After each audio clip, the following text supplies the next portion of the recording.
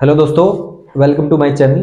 दोस्तों, अभी जो मैंने एक प्रीवियस वीडियो बनाई थी, एक पहले से पहले जो टीजीटी हिंदी का जो स्क्रीनिंग हुआ है उसकी कट ऑफ मैंने तैयार की थी। ठीक है, तो उसकी कट ऑफ में और जो साइंस का जो पेपर हुआ है, ठीक है, एसएससी यानी कि हरियाणा स्टाफ सिलेक्शन कमीशन जो ट्रेंड ग्रेजुएट टीचर यानी कि टीजीटी साइंस की जो कट ऑफ है, जो अभी सैटरडे को पेपर हुआ था, उसके बारे में हम डिस्कस करते हैं। ठीक है, अगर मैं पोस्ट की बात करूं तो 1297 जो पोस्ट है वो हरियाणा की है और 234 यानी कि आरओएच रेस्ट ऑफ हरियाणा यानी कि मेवात की है।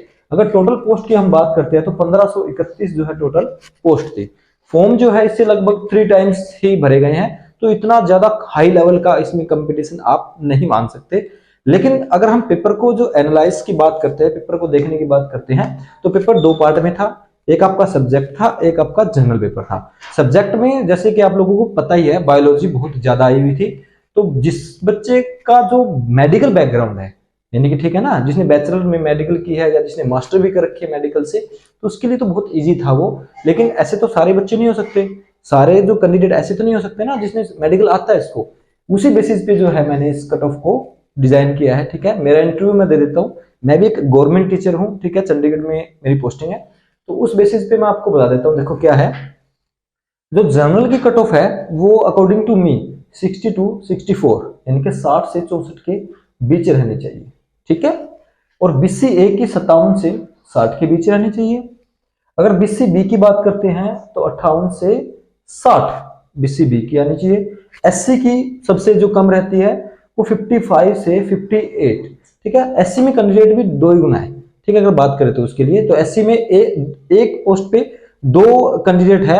और अगर एचएसएससी 2 गुना बुलाती है डॉक्यूमेंट वेरिफिकेशन के लिए, तो एससी में जितने भी बंदे हैं, जितने भी कैंडिडेट है, जिसने एग्जाम दिया है, सभी को डॉक्यूमेंट वेरिफिकेशन के लिए बुलाया जाएगा। इसी तरह से ईडब्ल्यूएस में 58 से 61 वालों का होना चाहिए। ठीक है, इसमें जो अगर आप ऑन एंड एवरेज की बात करते हैं, तो मुझे जहां तक पता है, मेरे काफी नोन ने पेपर दिया है, फ्रेंड्स ने पेपर दिया है, तो ज्यादातर लोग बोले कि 60 भाई 60 के अकॉर्डिंग आएंगे, 60 के आसपास आएंगे ना, ऐसा आ रहा है।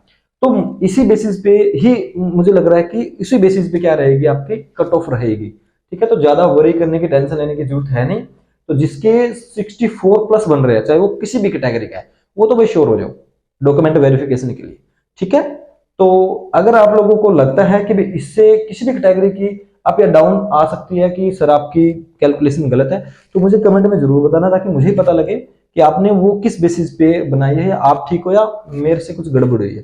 ठीक है, और ज्यादातर बच्चे ऐसा करना कि कमेंट बॉक्स में अपने ना जो स्कोर है, मार्क्स है, वो पंच कर देना, यानी कि वो लिख के भेज देना। उससे भी हम थोड़ा सा आइडिया और लगा सकते हैं अपनी कैटेगरी और अपने मार्क्स। अगर आप लिख के भेजोगे तो और थोड़ा सा पता लग जाएगा कि कट ऑफ कितनी जाएगी। ठीक है, रिजल्ट की अगर बात करें तो मुझे लगता है जून तक ये रिजल्ट देके और डॉक्यूमेंट वेरिफिकेशन भी कर सकते हैं। ठीक है, जून की जो छुट्टियां हैं, गर्मियों की छुट्टियां, उसके बाद में जो स्कूल लगेंगे, उसके बाद ये स्कूल अलॉट करने की ही जल्दबाजी करेंगे, क्योंकि टीचर्स की बहुत ज्यादा कमी है हरियाणा में, है ना।